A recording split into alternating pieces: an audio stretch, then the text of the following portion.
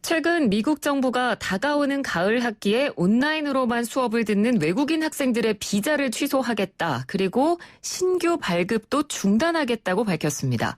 트럼프 행정부가 이 같은 결정을 내린 이유에 대해서는 여러 가지 해석이 나오고 있습니다만 궁극적으로는 트럼프 대통령이 대선을 염두에 둔 지지층 결집을 위한 행보가 아니냐는 분석이 지배적입니다. 결국 이 미국 정부의 비자 정책이 올해 11월에 예정된 미국 대선과 뗄래야 뗄 수 없는 상관관계를 갖고 있다는 건데요. 지금 미국 현지 분위기 알아보도록 하겠습니다. 미주 한인 유권자연대 김동석 대표 전화로 연결합니다. 대표님 안녕하십니까? 네, 안녕하세요. 예. 올해 초부터 코로나19 사태를 이유로 영주권 발급 중단, 신규 취업 비자 발급 중단, 거기에 이어서 이번에는 온라인 수업 듣는 외국인 유학생들에 대한 비자 취소 방침까지 나왔는데요. 사실 미국의 한국인 유학생도 굉장히 많지 않습니까? 그래서 지금 한인 사회가 좀 약간 뒤숭숭할 것 같은데 어떻게 파악하고 계시나요? 그렇습니다. 다분히 트럼프 대통령 이제 선거용인데요. 네. 선거용인데 지금 미국의 학교가 전혀 오픈하지 않고서 이제 닫혀 있잖아요. 네. 닫혀 있는데 이 학교, 퍼블릭 스쿨, 대학뿐만 아니라 일반 학교를 오픈해야만 이 트럼프 대통령이 그렇게 외치던 경제 정상화, 경제 재개, 이게 돼야만 자기 선거운동이 되는데 이게 감염병이 점점 더 오히려 확산기로 가기 때문에 이 말이 안 듣죠. 그러니까 거의 강제적으로 이 대면 수업을 하는 그런 수강이 있는 대로 그 등록이 되지 않으면 이제 유학생들 비자를 안 주겠다. 이렇게 발표를 했어요. 네. 말씀하신 것처럼 한인 학생들 굉장히 많습니다. H1 비자가 2,400명 되고 F1 비자가 이게 2019년 기준인데 22,000명 되니까요. 이게 세계적으로 3위, 4위가 되니까 한국 출신 유학생들이 굉장히 많은 거죠. 네. 얼마 그저께인가 샌프란시스코에 들어오다가 학교 등록이 불분명하다고서 입국이 취소돼서 어려움 겪는 그 한인도 나오고 이제 이런 게 나오고 있거든요. 다분히 이 트럼프 행정부가 이 조치를 취한 거는 첫째 트럼프 지지층을 좀 움직여야 되는데 잘 말을 안 들으니까 이 반이민이라는 부분이 여기 들어가 있습니다. 그리고 학교를 오픈시키는, 좀 강제적으로 오픈시키는 이런 효과도 좀 있고, 이런 측면에서 이렇게 조치를 취했다고 보여지고요. 네. 이게 하버드하고 MIT는 이거에 대해서 그 연방법원에 그 소송을 제기해 놨는데 결론이 어떻게 나고 어떻게 될지 여하튼간에 그 유학생들, 특히 미국의 이 학교 때문에 입국하는 사람들한테는 불투명하고 대단히 불안한 상황이 되고요.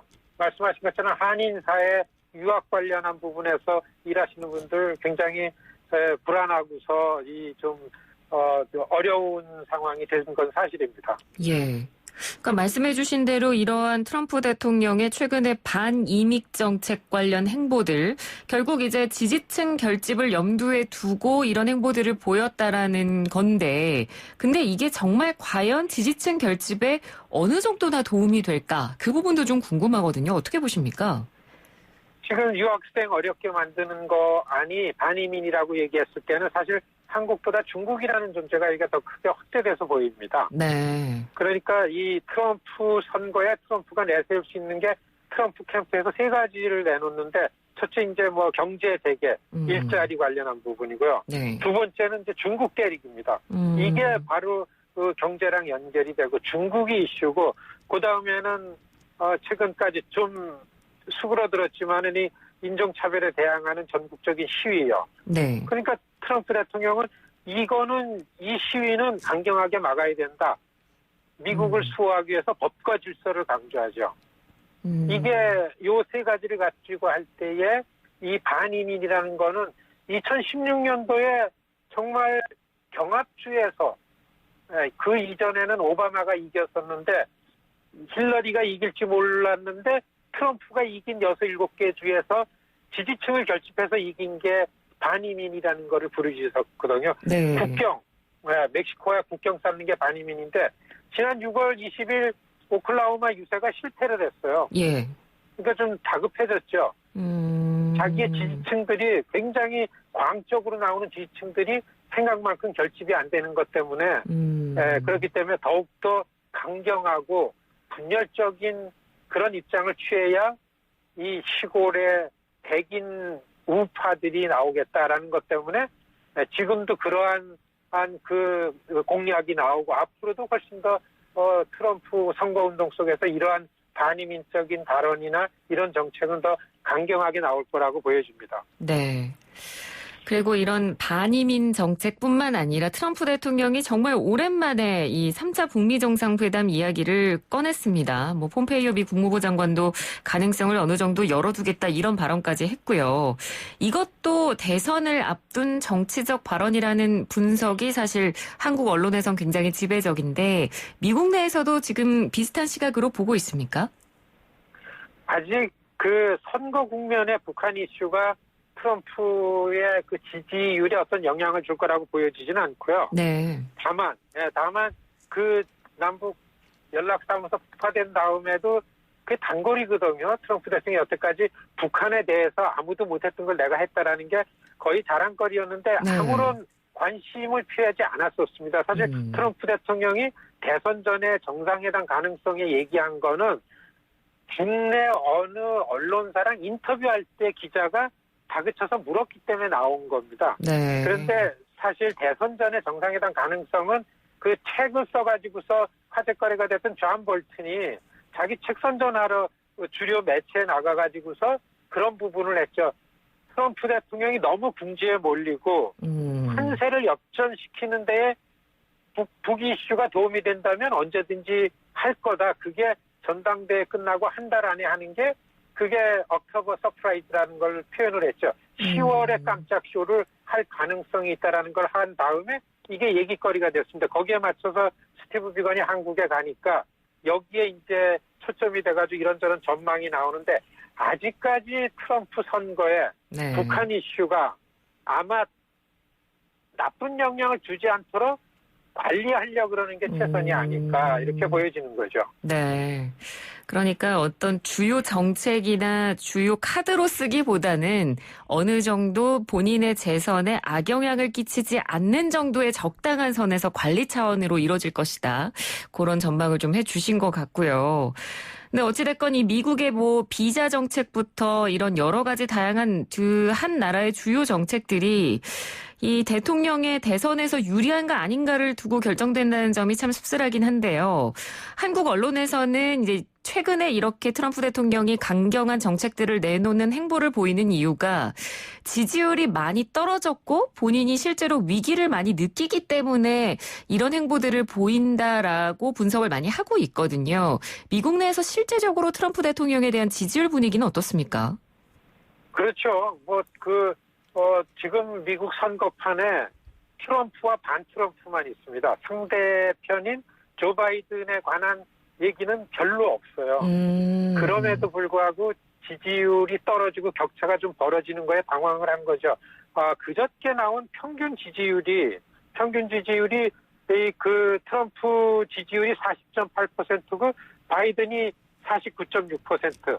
이게 가장 최근의 평균 지지율이고요. 네. 트럼프 대통령이 더 당황하는 거는 자기가 포기할 수 없는 2016년도에 대통령이 될 수 있도록 자기가 이겼던 이 러스트벨트와 바이블벨트에 속해 있는 경합주 6개 주에서 지지율이 떨어지고 있고 그다음에 그 가운데서 자기한테 그 철동같이 지지를 했던 시니어 그룹들 65세 이상에서 지지율이 한 10%들 떨어졌어요. 이제 이게 심각해진 거죠. 네. 그래도 트럼프 캠프에서는 아직까지 희망을 갖는 거는 트럼프 지지층들은 트럼프가 좋아해서 지지하는 사람들이 한 75% 되는데 조 바이든 지지층들은 조 바이든이 좋아서 지지하는 건 한 30%밖에 안 되고 나머지는 트럼프가 싫어서 갔기 때문에 어떤 변화가 올 수 있는 특히 경제 재개라든지 일자리라든지 이런 부분에 조그만 움직임만 있으면은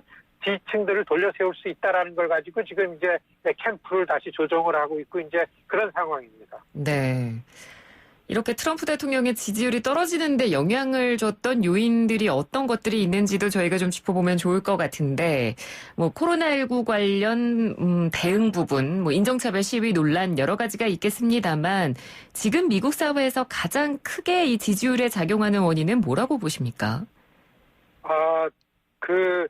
갑자기 분위기가 생겼지만은 이거에 대해서 인종 문제가 지금 분위기를 주도하지만은 사실 다수 유권자층인 백인들의 표심은 경제에 있죠. 경제로, 그렇기 때문에 트럼프가 하든지 강제적으로 마스크도 안 쓰고 경제 활동을 해야 된다, 오픈해야 된다 이렇게 하는 이유가 이 경제가 좀 움직여야만 트럼프가 선거 운동을 할 수가 있는 거죠. 네. 두 가지인데 제가 보기에는 경제 문제다. 그래서 이 주식시장이 좀 움직이고 일자리 실업률이 좀 다시 회복세가 된다라는 기미가 있으면은 모른다.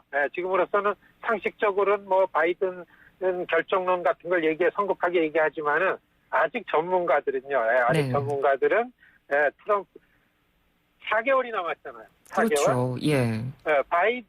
바이든한테 이 4개월은 4년일 거다. 그리고 이제 본격적으로 전당대회가 8월 24일이거든요. 이때서부터 이제 갈 건데 그 후보 토론회하고 이러면은 바이든은 미국을 앞으로 뭘 어떻게 하겠다는 메시지가 지금 없습니다. 트럼프는 미국을 강하게 하겠다고 했는데 잘못했기 때문에 지금 지지율이 떨어진 거고. 네. 그래서 사실은 앞으로 이 4개월이 지금 예측하기엔 좀 너무 길다.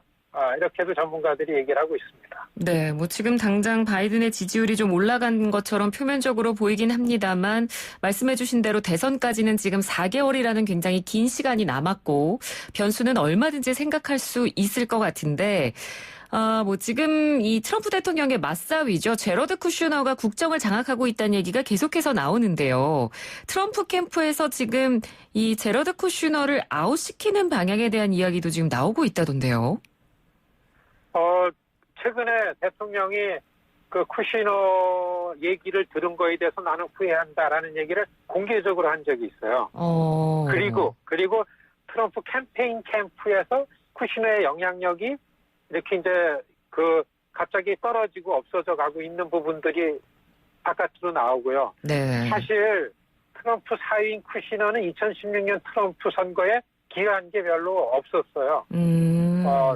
그런데 트럼프하고서 아주 극우주의자 마지막 트럼프 선거를 책임졌던 이 사람을 쿠시너가 내보냈기 때문에 그 다음부터 선거의 열세인데 역시 선거는 자기 사위가 전문가가 아니다라는 생각을 최근에 한 이유가 코비 대응에 쿠시너 얘기를 많이 들었는데 성공한 거가 아니다라는 결론이 난 것 같고요. 네. 그렇기 때문에 말씀하신 게 근거가 있는 겁니다. 캠프 안에서의 쿠시너의 영향력이 떨어지고 있다. 그리고 캠페인 전략이 디지털 쪽으로다가 예산을 투입을 해가지고 어떻게 해서든지 직접 유권자 지지층 결집을 하러 직접 나섭니다. 이번 주말에 뉴햄프셔로 갑니다. 네. 이렇게 여론이 나쁜데도요. 네.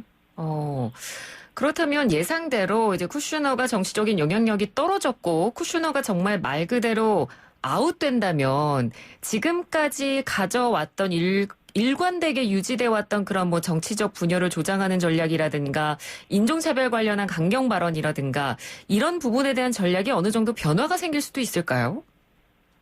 쿠시너가 있기 때문에 유연한 발언들을 해온 겁니다. 그런데 지금에는 다급하기 때문에 그 전문가들은 더욱더 트럼프는 정치적 분열을 하는 부분들에서 강경한 발언을 계속해 나갈 거다. 그리고 특히 이민 관련해서는 계속해서 반민인적 발언, 그리고 중국을 놓고서 전선을 만들 거다. 그리고 또 한 가지는 이 시위에 대한 대응을 하는데 조 바이든 쪽에서는 시위를 적극 동조를 하면서 자기 지지율 관리를 했습니다.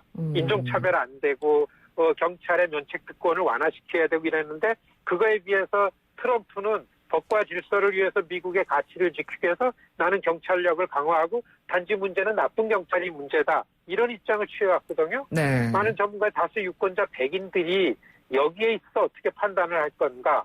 이렇게 볼 때에는 트럼프 캠프에서는 그 법과 질서와 중국 겨냥한 반이민 발언, 경제 문제 가지고서는 훨씬 더 분열적이고 강경한 입장을 취할 거다.